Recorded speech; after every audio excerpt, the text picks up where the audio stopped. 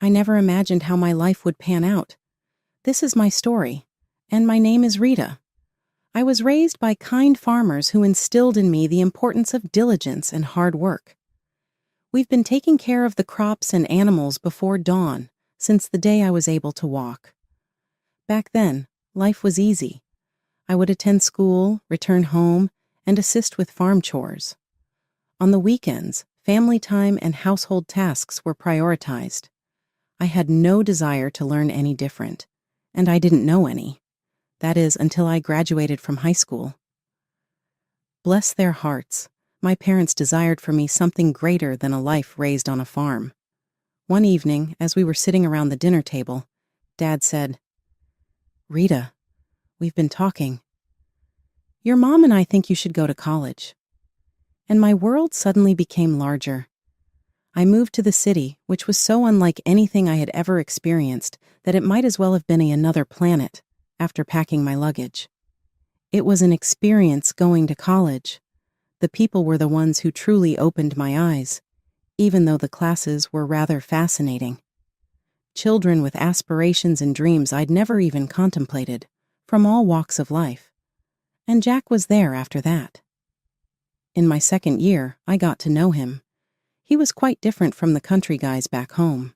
He was charming and self-assured. I assumed Jack knew exactly what he wanted out of life.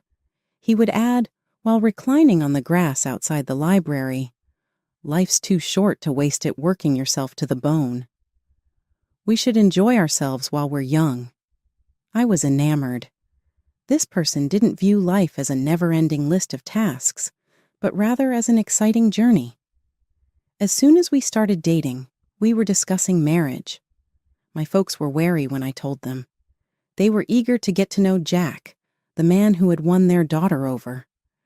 After Jack's first visit to the farm, Dad remarked, "He seems nice enough, but there's something...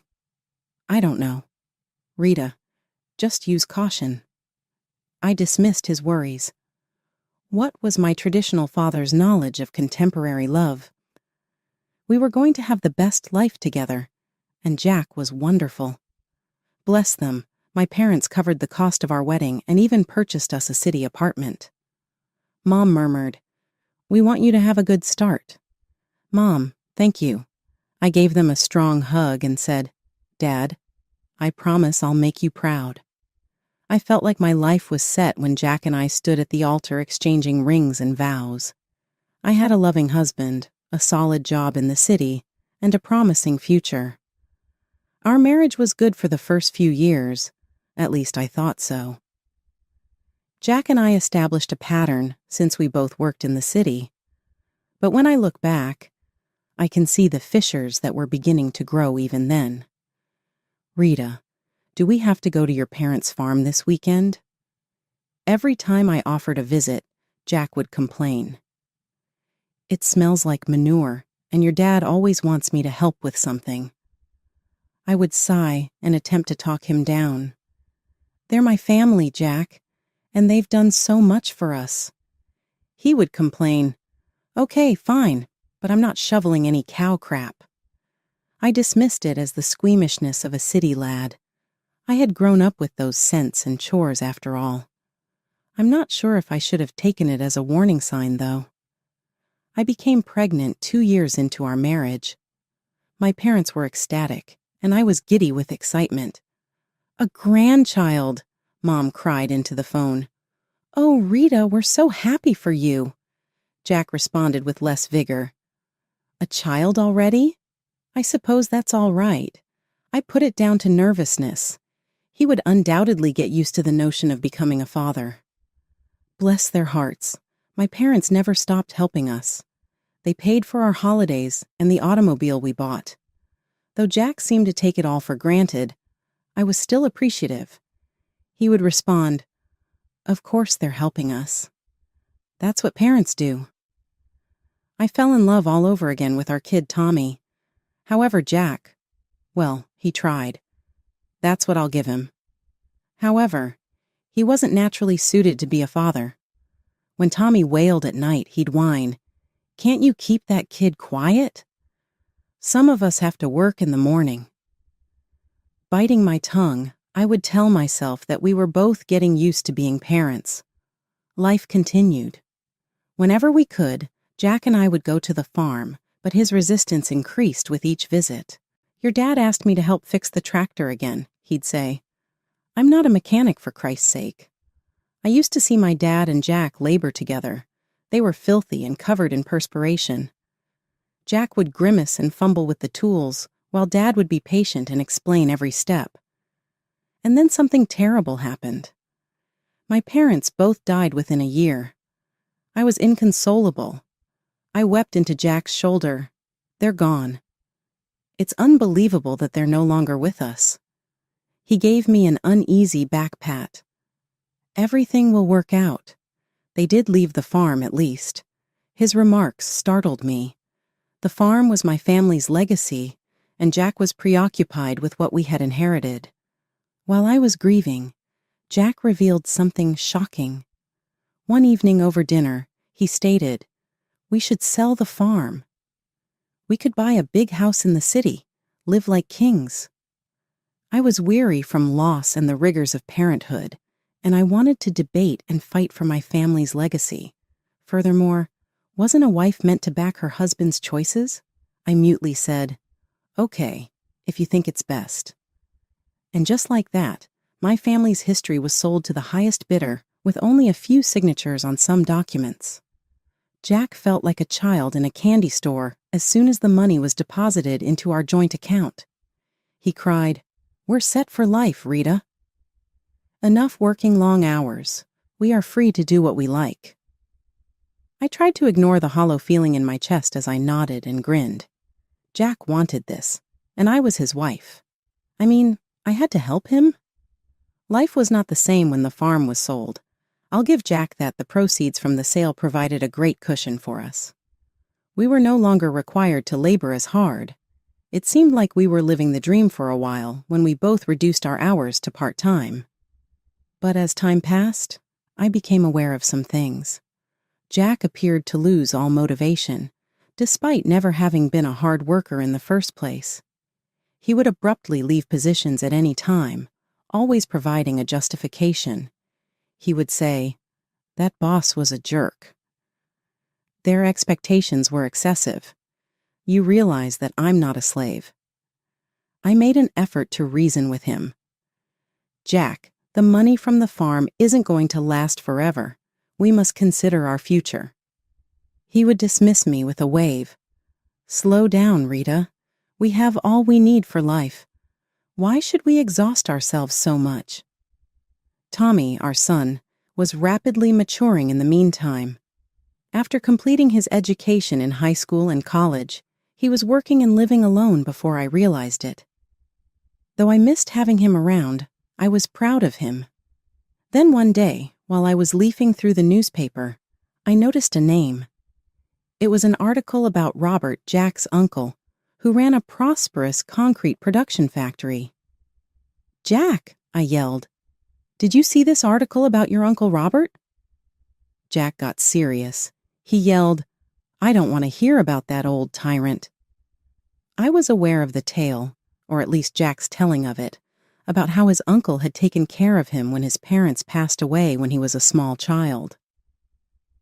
Robert had been trying to push Jack into the family business in an obtrusive and domineering manner. Jack used to tell me, "He never listened to what I wanted, years ago. It was always about what he thought was best, so I left and started my own life." I couldn't help but wonder if there was more to the story as I looked at Jack now, relaxing in his robe at 2 p.m. I softly said, "Maybe it's time to make peace." "Jack, it has been years. Individuals evolve." Jack's reaction was explosive. "Make peace with that control freak? No way in hell, Rita. Drop it." I let it go, but the incident left me unsettled. There was so much anger there, so much resentment. It made me wonder what else Jack was carrying around, what other parts of himself he was hiding. It was a quiet Sunday afternoon when I overheard Jack on the phone. His voice was curt and dismissive. "I am not interested in his life, and it does not concern me," he said sharply before hanging up. My curiosity got the better of me. Who was that, honey? Jack's face was a mask of indifference. Hospital. My uncle's sick. If he kicks the bucket, at least I'll finally get something out of him. I stared at him, shocked. Jack, that's a terrible thing to say. He raised you. Yeah, and made my life hell, he snapped. I'm not going to see him. End of story. As I watched Jack settle back into his armchair, remote in hand, something inside me snapped. This wasn't the man I married. This wasn't the person I thought I knew. Without a word to Jack, I went to our bedroom and called Tommy. Hey, sweetie, I said when he picked up. How would you feel about meeting your great-uncle? Tommy was surprised but agreed readily. An hour later, we were walking into the hospital, my heart pounding. The ICU was a maze of beeping machines and hushed voices, and there, in a bed surrounded by monitors, lay Jack's Uncle Robert. He looked small and frail, nothing like the tyrannical figure Jack had described. When we introduced ourselves, his eyes filled with tears. Rita, Tommy, he said, his voice weak but warm. Oh, I've wanted to meet you for so long. Over the next hour, Robert told us his side of the story, how he'd taken Jack in after his parents died and raised him as his own. I loved that boy, Robert said, his voice cracking. I wanted him to have everything, to carry on the family business, to have a good life. But Jack, it seemed, had other ideas. He said he didn't want the responsibility, Robert continued. Said he didn't want to work hard Staying up nights worrying about the business, I felt a sinking feeling in my stomach as Robert's words painted a picture I recognized all too well. Jack demanded I sell the business, Robert said, shaking his head. He wanted me to set him up with a monthly allowance, an apartment, a car. Said I owed him a carefree life. I glanced at Tommy, seeing my own shock mirrored in his face. I told him that's not how life works. Robert went on. That money needs to be earned. I begged him to stay, to learn the business, but he just got angry. He said he'd find a rich wife and never have to work a day in his life.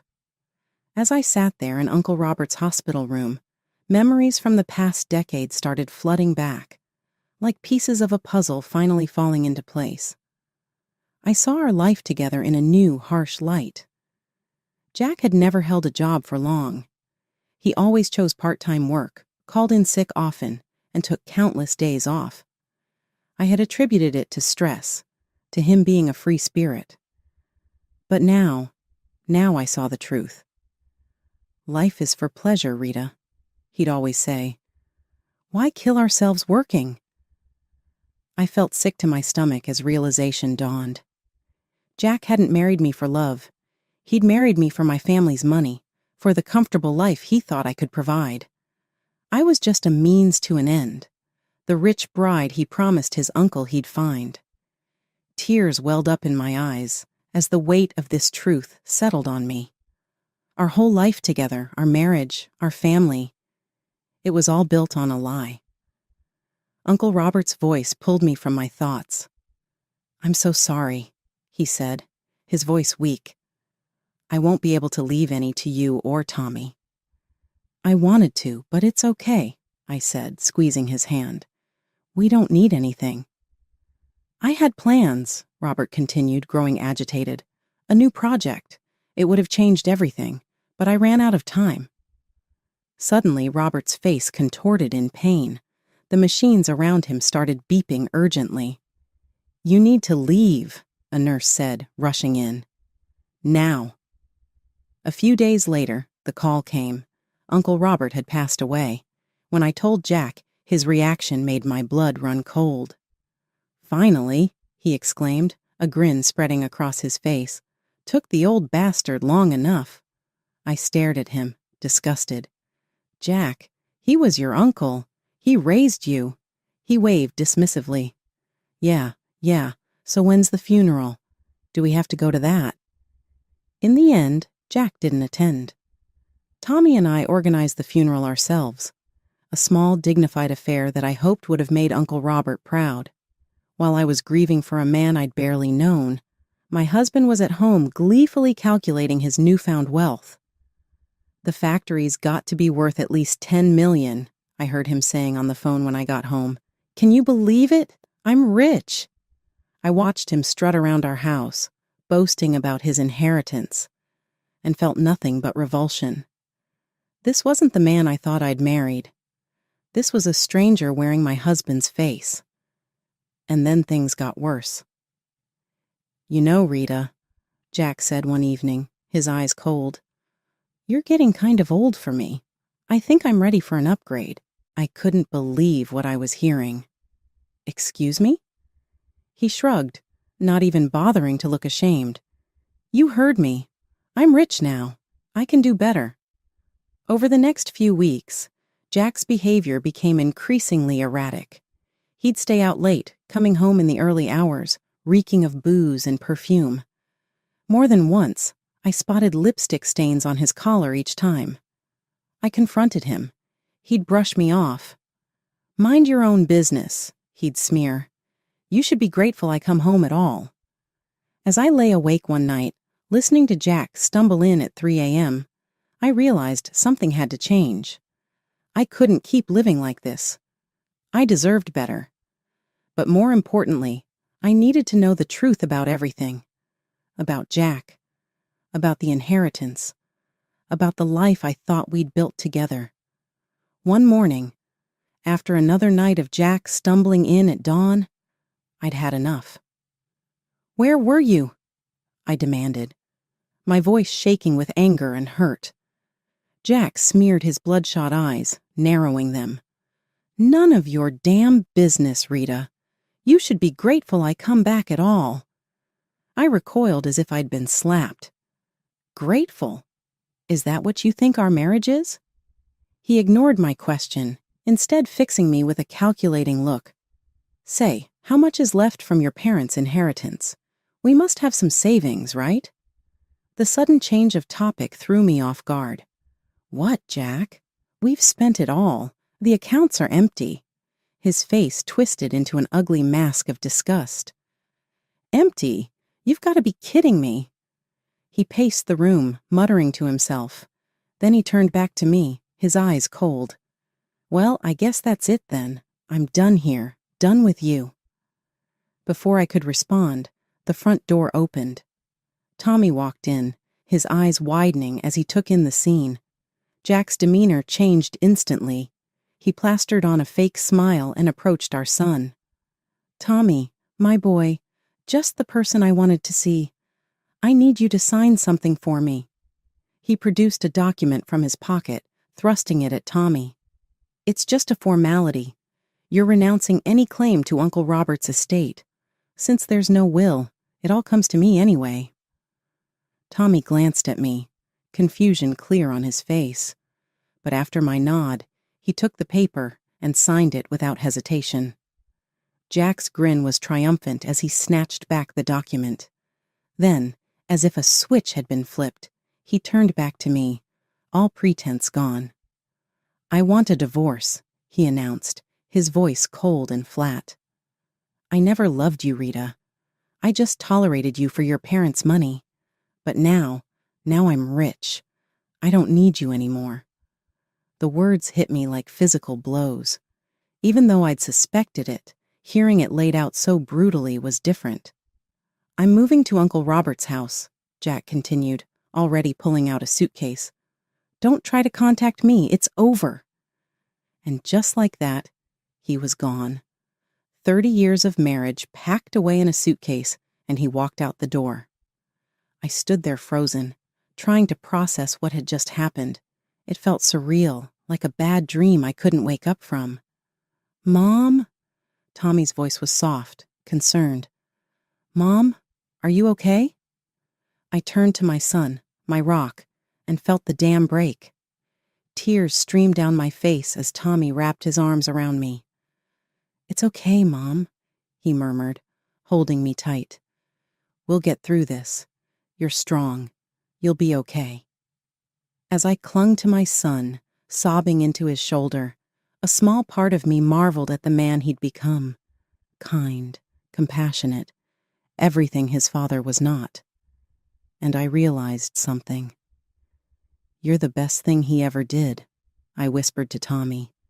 "The only good thing to come out of this marriage." Tommy squeezed me tighter, and in that moment, I knew that no matter what happened next, I had my son, so I wasn't alone in this, and we could tackle any challenge together. The weeks that followed Jack's death were a haze of suffering and shock. It was difficult for me to keep my head up and concentrate on going forward, especially since Jack appeared intent on showing me off his newfound freedom. First came the Facebook posts, which overflowed Jack's account with images of Uncle Robert's mansion, which is currently his new residence. I made an effort to ignore it and concentrate on getting better, but the pictures soon changed. They began to show a young woman. She was attractive, blonde, and only a little older than our son. Jack was embracing her in one picture as they both smiled for the camera. My stomach turned when I saw the caption, "Introducing Candy, my fiancé, completed the upgrade." The calls began almost immediately. I was asked questions by friends, acquaintances, and even Tommy's former instructors, which I was hesitant to respond to. "Hello, Rita, is everything all right? It was Jack who posted. What is happening? Are Jack and you both for real?" The humiliation and the continual reminders of Jack's treachery were too much for me to handle. It was excessive. And so, I took a step that I never would have taken. I wanted to meet, so I called Jack. Upon seeking legal advice, the day of the appointment finally arrived. With my divorce papers in hand, I waited at our former favorite cafe. With Candy on his arm, Jack strode in. She was probably no older than 25, her makeup heavily applied, and she was laughing at something Jack had murmured in her ear. I responded, "Well, well, Jack," as he brought out a chair for Candy. "If the old ball and chain isn't the cause, meet Rita, the starter wife, Candy, honey." My blood boiled at Candy's pitying gaze, but I remained composed. I remarked, "Slip the divorce papers over the table." "I have the divorce papers here." "The house is all I'm asking for. Everything else is yours to retain." I was shocked to see that he took up the pen without protest. "All right, take your tiny abode. These days, I have better and bigger things." He signed the papers haphazardly and turned to face Candy, his voice unbelievably pleasant. "Now I can finally be with someone I truly love. Someone worthy of me." With trembling hands, I collected the papers and left the cafe. Behind me, I heard Jack laughing mockingly, but I turned away. I achieved my goal. My divorce was filed the following day. I felt a burden leave my shoulders as I gave the court clerk the documents. I could breathe again, for the first time in months. Justice often finds a way to get served in the most unexpected ways in life. I saw it as the headline, "Local Business Tycoon's Empire Crumbles. Nephew Left with Massive Debt," that appeared in the local newspaper. It came out that, in an attempt to grow the company, Uncle Robert had taken out a massive loan shortly before he passed away. During our hospital visit, he had mentioned something about a new project, but Tommy and I weren't aware of the consequences at the time. Everything made obvious now. I stood by and saw Jack's new life fall apart around him. He sold everything, the vehicles, the mansion, the factory. He was nevertheless left with a debt of around $1 million. The final flourish? Candy, his young bride, grabbed her luggage and departed the scene. Jack wasn't the rich guy she had assumed he was, she realized. If I claimed I didn't get a slight sense of fulfillment, I would be lying. It seems like Jack's karma had finally caught up with him. Then there was a knock at my door one wet evening. When I opened it, Jack was standing there and didn't resemble the arrogant, well-to-do man who had dumped me months earlier. His hair was untidy, and his red-rimmed eyes exuded desperation. "Rita," he murmured, his voice wavering. I really am such a fool, now that I see it. Could we please have a conversation? I let him in, against my better judgment. I listened to Jack pour out his heart for the next hour. He related to me how he had lost everything and come to understand what was really important in life. I was wrong, Rita, he pleaded, his eyes widening. Very incorrect. However, I now realize that you were the only person who ever showed me genuine concern and affection. Then, to my complete surprise, Jack dropped on one knee and produced a tiny velvet box.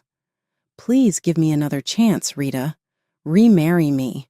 When we work together, we can conquer anything. I remained silent for a while. Then I did something that really startled me. I started to giggle. I laughed a little at first, but then my cheeks began to well up with tears. Laughing. Jack's expression darkened. What's so funny? I met his gaze directly when I had at last gathered my breath. Oh, Jack, were you really expecting it to be that simple? That when things went rough, you could treat me like trash, discard me, and then come crawling back? His face grew serious.